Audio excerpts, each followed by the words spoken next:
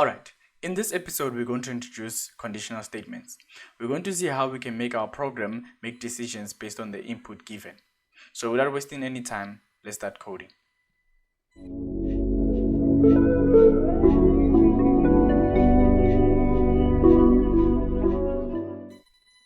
Alright, conditional statements.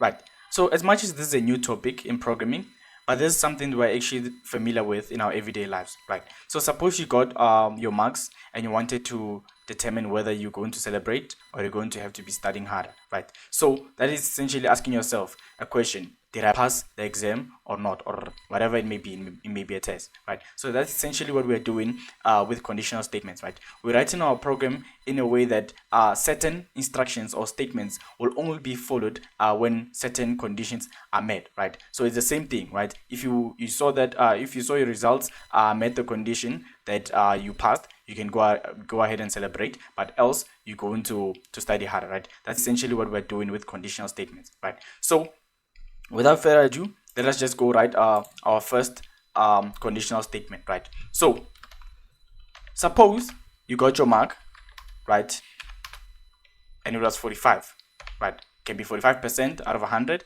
right? Let's just make the scenario that it was 45% out of 100, right? So how we write our if statements, right? So we're going to, this is how you write an if statement, right? We're going to say if the parentheses, right, followed up by curly brackets, right? So how we explain this is, it is if whatever is in this parenthesis is what we call the condition, right? So we're going to put our condition in here, right? And we'll see what that condition means, right? And then the curly brackets, right, or the curly bracket, right, is where we're going to put our code, right? So this code can only be accessed if this condition in this parenthesis is met, right? So now we're going to see how everything comes together, right? So we're going to ask ourselves a question, right? We're going to say, is the mark that we received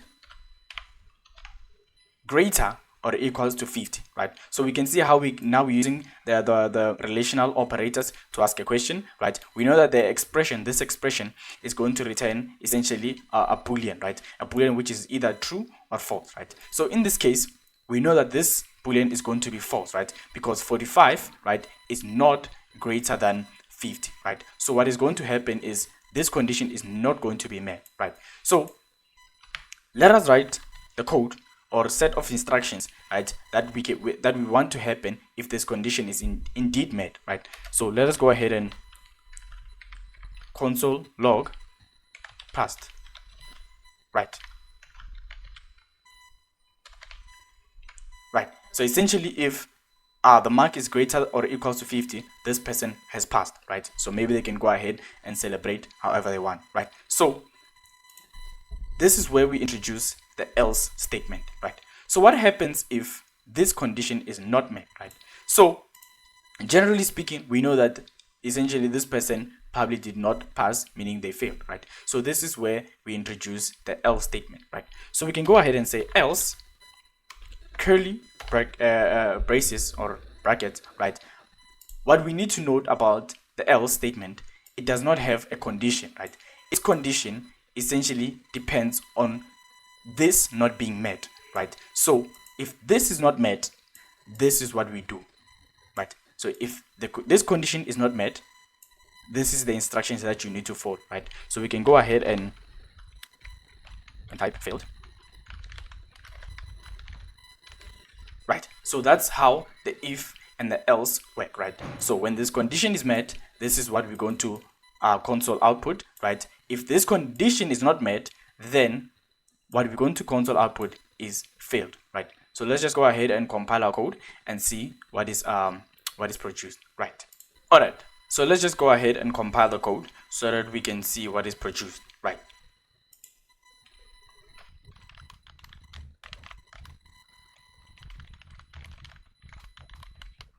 Right. So once that compiles, we can go ahead and run the program.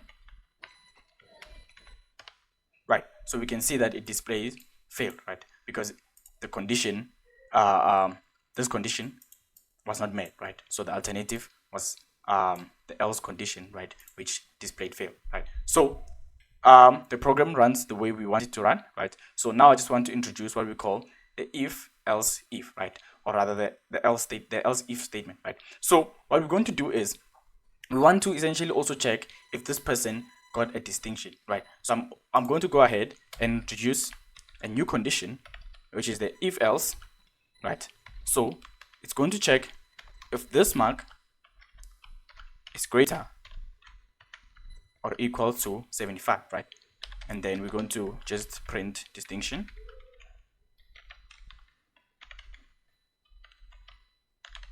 I hope that spelling is correct.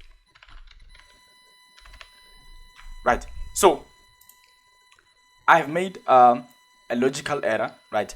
I've intentionally made a logical error, right, which we'll talk about, right? But if you have seen the error, you can just go ahead and comment it, right, and just comment the error in the comment section, right? So we have added a new condition, right, that says that if the mark is greater than 75, what we want to print out is essentially distinction, right? So let us go through this program again. What is going to happen, let us change this mark to 55, right? Let's say that you got 55 out of 100. What is going to happen is this condition is going to be checked, right? So we're going to have 55. Is 55 greater or equals to 50? Yes, that is true, right? So what is going to be printed is passed, right? Meaning all these other conditions will never be checked, right? See, once this one is met, once this condition is met, right? So what happens if this person got 95, right?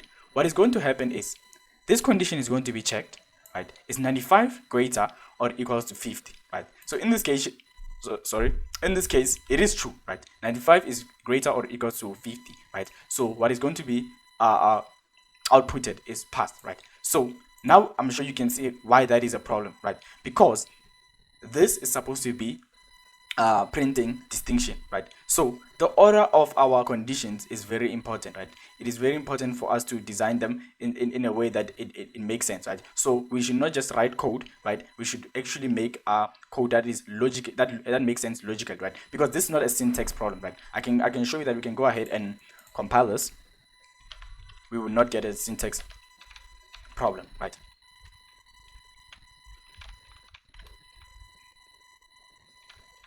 Right. So we did not get a syntax problem, right? And we got the statement passed, right? Right. So this is where, like we said, this is the syntax is correct, but logically does not make sense, right? So we want to create our program in a manner that it first checks for the 75, right? So we're just gonna swap these conditions around, right? And then we need to also swap the statements, the following statements, right? Now our code makes sense, right? What is going to happen is it's going to check is 95 greater or equals to 75, right? The condition is going to return a true value, right? So this condition is met. What is going to be displayed is distinction, right? And then these two other conditions will never be checked, right? So if a value of 55 was received, what is going to happen is this condition is not going to be met because 55 is not greater or equals to 75, right? So the next condition is going to be checked, right? Which is the else if statement, right? What it's going to check is if the 55 is greater or equals to 50, then we can essentially follow this statement, right? And output pass, right? Else, right? If this condition is not met, suppose maybe we got 45, right? So meaning this condition was checked first, right, and was not met, and then this condition was checked after and was not met, then that is the last condition. That is essentially that's what's going to be printed, right? And then we can have as many as if or if else statements as we want, right? Suppose maybe we wanted to check another condition, right? I don't know what we would print, right? But let's say we wanted to check if the mark is greater than 60. Right. I don't know in this case what we would print, but we can have as many as we want, right? As long as they follow the right order, right? Right. All right. So another notation that I have seen essentially is not putting curly brackets around the if statements, right? As as much as this is correct, I just think it is bad, is a bad habit, simply because when something is in a curly braces, right, we can essentially see where it belongs, right? So in this case, we do not know where this essentially this statement belongs, or which condition it belongs to, right? The computer does know it, but with the naked eye it is very difficult to tell, right? So I would prefer that whenever you write a condition, follow the statements with the curly braces, right? So that we can clearly see that, right, when this condition is met, the statements that follow are within this curly braces, right? I hope that makes sense, right. So what I want to do is go over one more example of if statements or if else statements with an extra twist, where we use logical operators, right? So what I'm going to do is create a namespace, call it database. This is essentially where we store data, right? What I'm going to store in here is a string email, right? And I'm going to just write a normal email, and then I'm going to store a password.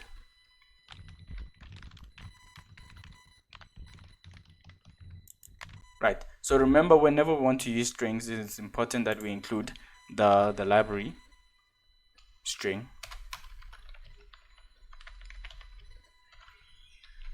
Essentially, what this program is going to do, right? So this is our database. This is where we stored our information, your email and your password, right? So what we're going to do is we're going to prompt the user to enter an email and password, and if it matches these, right, then they have access to the account. Else they do not have access to the account, right? So we can see how these if else statements play out in the real world, right? So let's just go ahead and create a function that prompts the user for their email and password, right? Right. So sorry, right? So we can just see how everything is just coming along together, right? We're just going to create a function, right? Create a variable called email, right?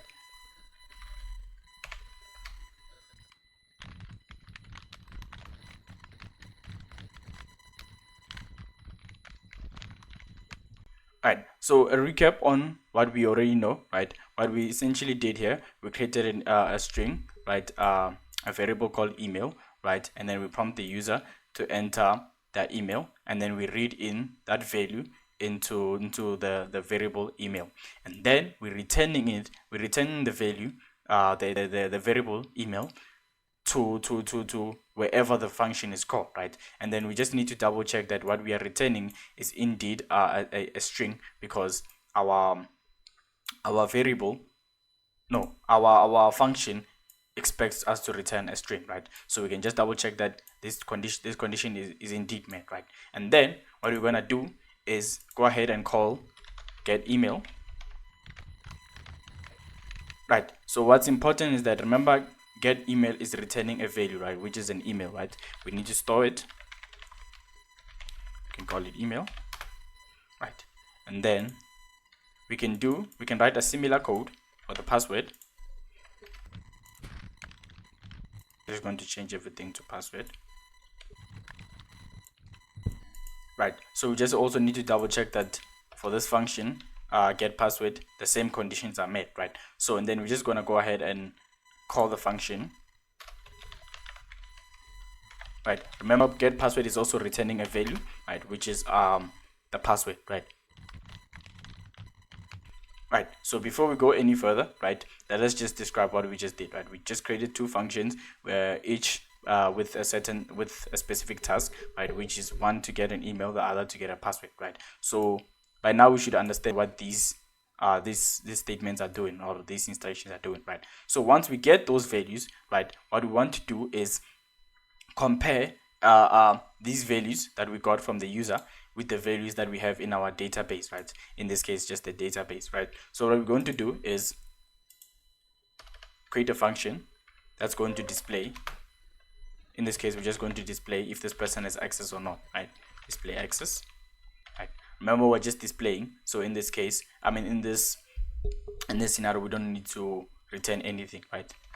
But however, we're going to have two inputs, right? Which is going to be string email, which is going to pass in the string email, and the password, right?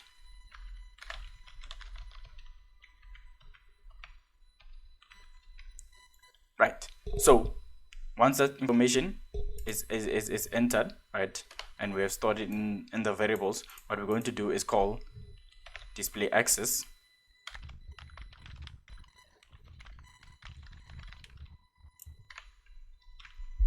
Right. So what we want to do is have an if condition, right, that is going to test if our email indeed matches the email that we stored in our database, right? So we're going to go ahead and say if email matches, remember how we compare, right, with the two equal sign, right? If email matches, right, and this is where the usage of namespaces is very critical, right? So suppose we went ahead and said using namespace database, right? So here what we will do, remember how we used to access variables in a namespace when there is no, rather when we say using namespace database, right? So what we used to do is just simply come here and write email, right? So you see how this becomes ambiguous, right? And we end up having a bit of naming conflicts, right? So I just prefer that whenever I create a namespace, I just tell the computer exactly where to find the variable, right, which is within the namespace, right? So what we're going to say is say database, right, and then access that specific email in that database, right? So, and then now, right, I want us to see something, right? So if the email that the user has entered, right, is the same as the email in our database, in this case it's just going to be 123@gmail.com, right, then essentially we can give this person partial access. We don't it's not even full access, honestly speaking, it's not access at all, right? But the reason why I'm saying this, I want to hint us to something, right? In order for this person to get access, we need both conditions to be met, right? So what we can do is there's two ways, right? Rather, there's a lot of ways, right? It just depends what you're more comfortable with, right? So what we can do is we can go back to one of our logical operators, right? That says that this needs to be true, and what else in this case, right? The password needs to also match the password in the database, right? So we can see how we're bringing everything together, right? So we're saying that this expression needs to be true, and this expression needs to be true for this person to have access, else they have no access whatsoever, right? Even if this condition is true, even if the email is correct, right, but if the password is incorrect, right, then they do not have access, right? Or if the password is correct but the email is not correct, then they still don't have any access, right? So we can see how we're starting to have we just bring everything together, right? So if these two are correct, what we're going to do is simply print out welcome, right? Else, now we see where the else statement comes, right? So if this is not true, right, if this condition is not met, what we're going to do is simply console out invalid input,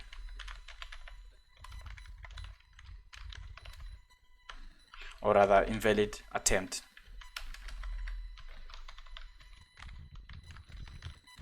So that's essentially what this program is going to do, right? Recap on everything. We created a namespace, we stored the data, right? And then we just created two variables that are going to get the email and the password, right? And then we created a variable, a function, right? I hope I did not say variables in the previous one, right? Yeah, this is a function, right? And we created another function, right, that is just going to display whether this attempt was valid or not, right? So what is very important is this statement right here, right? So we can see how we can use an AND operator, right? An AND logical operator, right? To essentially make sure that two conditions are met before we can give access to just anybody, right? So let's just go ahead and compile this code and see if it produces what we want to produce, right? Let's go ahead and clear that. Right, so once that compiles, we're just gonna go ahead and run the code, right? So for the first try, let's just go ahead and type any kind of email, right?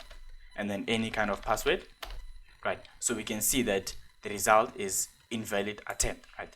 And then let's go ahead and run this code again. There's no need for us to compile because we haven't changed anything, right? So now I just want to make sure that I enter the right email, right? So I'm just going to go ahead and copy this. Right, I just want to make sure I enter the right password. Right, so as we can see, it says welcome, right? Because these two conditions have been met, right? So that's essentially how we can write a program, right, that asks the user for email and double checks the email, right? In this case, we're just simulating a database, right? So let's just briefly discuss ternary operators, right? So how ternary operators work, they're just an alternative version of if statements, right? So they're just a shorter way of writing if statements, right? So how they work is, let's just take this condition over here, right? Right, it's still the same condition that's being asked, right? So what we're going to do is we're going to say question mark, right, to show that we asking a question, right? So remember, with expressions, Boolean expressions, we're always asking a question, right? So this is going to return true, right? True or false, right? So in this case, if this returns true, right, the statement that follows after a ternary operator is the true statement, right? So we're going to go ahead and paste this, right? Move that because that's an end to an expression, right? And then if this condition is not met, the condition that we're asking, right, what we're going to do is essentially, this is the else, right? How we separate the else, the true and the false statement, right, is with this semicolon over here, right? So we're going to say else. What we're going to do is take this statement, right, which is the else statement, and just paste it over there, right? Right, so we can sort of see how we can translate between the two, right? Let me just go ahead and move that. Right, so this is essentially the same type of condition, right? But this is what we call a ternary operator, right? So let's just go ahead and compile this and see the expected result, right? Right, so when we compile this, we do not receive any errors. Let's go ahead and do the email. Right, I just want to copy the right email so that I can make sure. Right, just go ahead and copy the password too.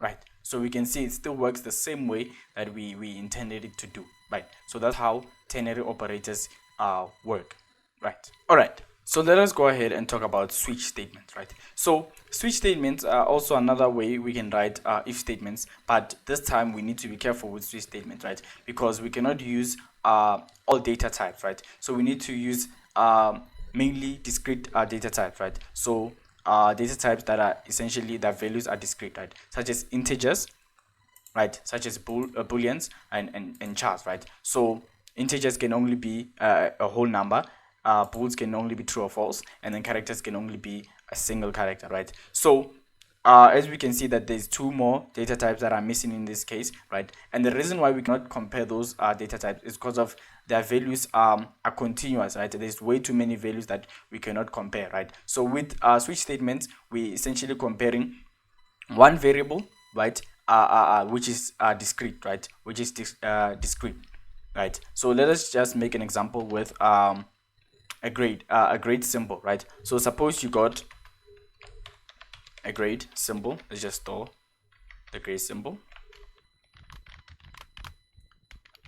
Right, don't forget that chars use single quotes and not double quotes, right? So suppose you got a grade symbol. Let's make that C, not an F.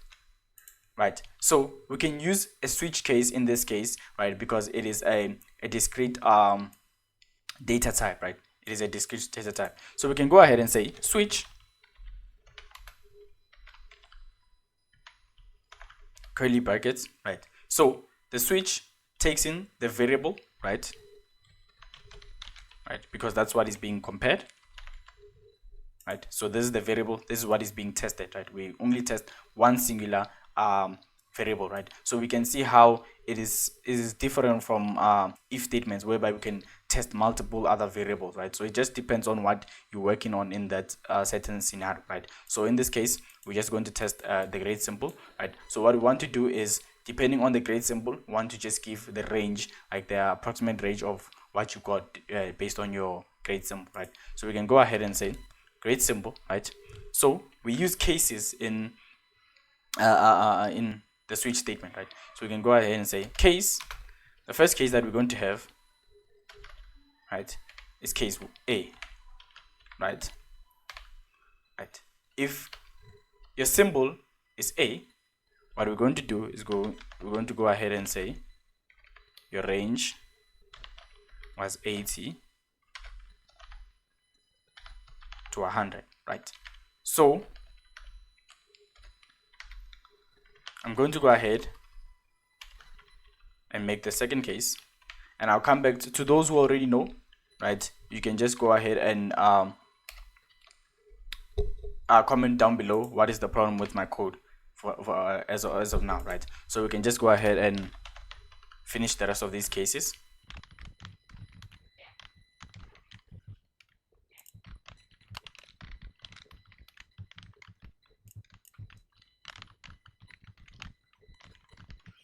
Right, so I'm not gonna do all the cases, right? So what I'm just gonna do is just skip to the last case, right, and say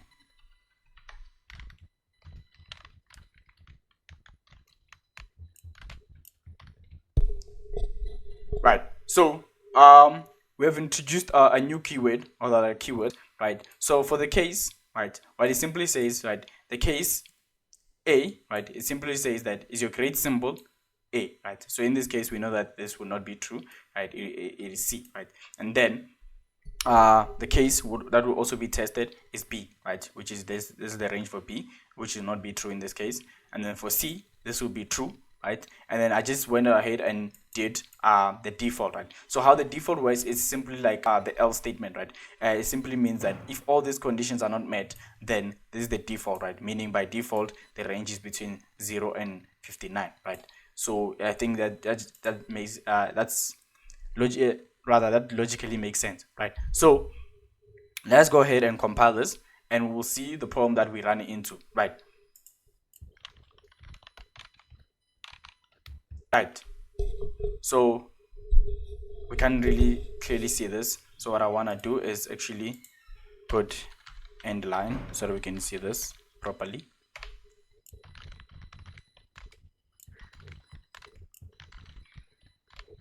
Right, let us go compile again.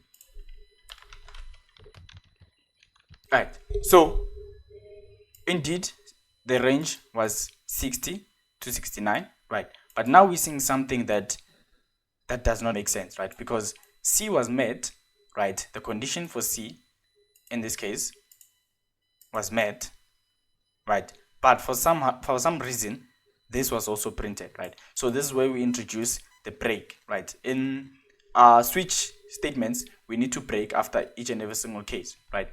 Otherwise, we're gonna see what we call a fall through, right? Which is what we are experiencing right now, right? So a fall through happens. What happens with a fall through is that when this condition is met, right? If there's no break, it's going to print everything under that condition, right? So from here, that is why after the condition was met, everything was printed, right? As you can see, every statement was printed, right? Which defeats the whole purpose of having statements for a specific grade, right, or a symbol, right? So what we can go ahead and do is we need to put a break, right, after each and every single statement or other case, right? So we can go ahead and compile this. right? So as we can see now, it does not fall through to this statement, because after this condition is met, this is outputted and then it breaks immediately, right? So that's essentially how switch statements work, right? So what we need to do is be careful whenever we want to work with switch statements and if statements, right? It is very difficult to switch between the two, because like we said, with switch statement we're only testing one variable, right? So we cannot come here and test multiple other variables, right? For the program, right? So in that case, we'll need to use an if statement and not a switch statement, right? And then also with switches, they do not test ranges, right? They like we said, they just test discrete values, right? They just test simply discrete values, right? So whenever you want to switch to between those two, just ask yourself, does your switch condition or your switch statement support what you want to be what you want to test, right? So those are switch statements in C++, right?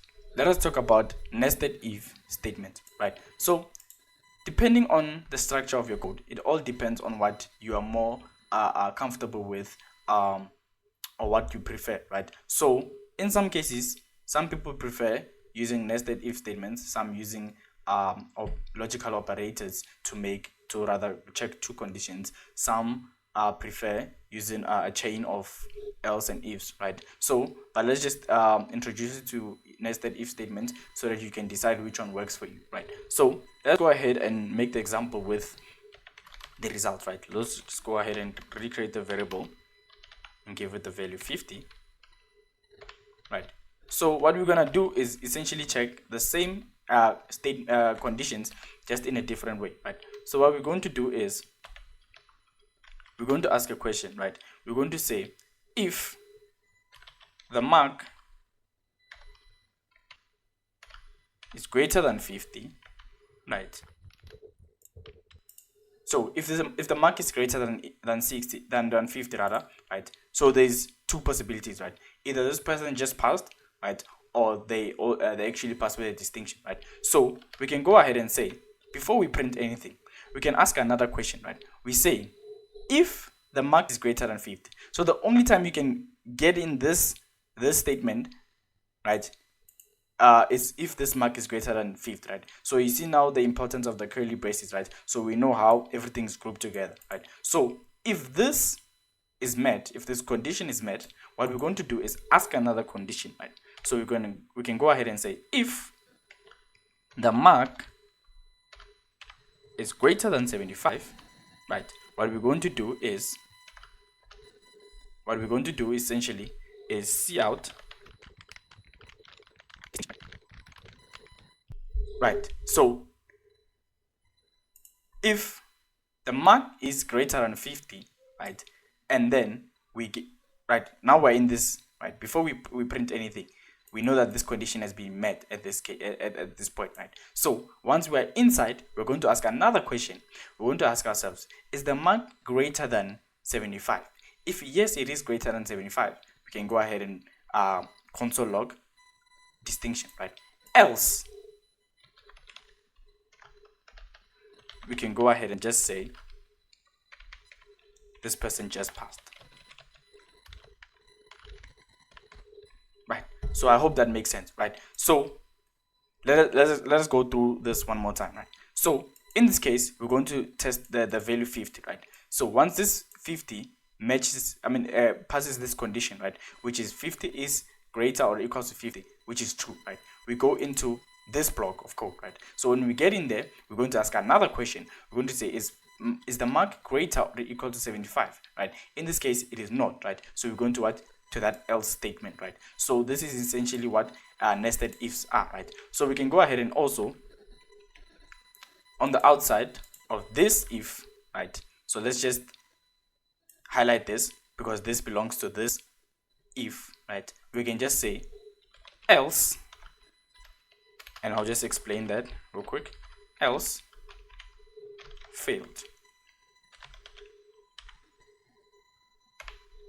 right? So when this condition is not met, I'm just going to highlight it, right? When this condition is not met, then this person has failed, right? Meaning the mark was not greater than 50, right? Essentially meaning what, they have failed, right? So that's essentially what nested ifs are, right? All right, guys, we have reached the end of our episode, right? We have seen how we can add decision making to our program, right? And how we can play around with the different types of conditional statements, right? So if this episode was very helpful, you can go ahead and leave a like. If you want to stay tuned to more releases, you can go ahead and subscribe. Otherwise, cheers.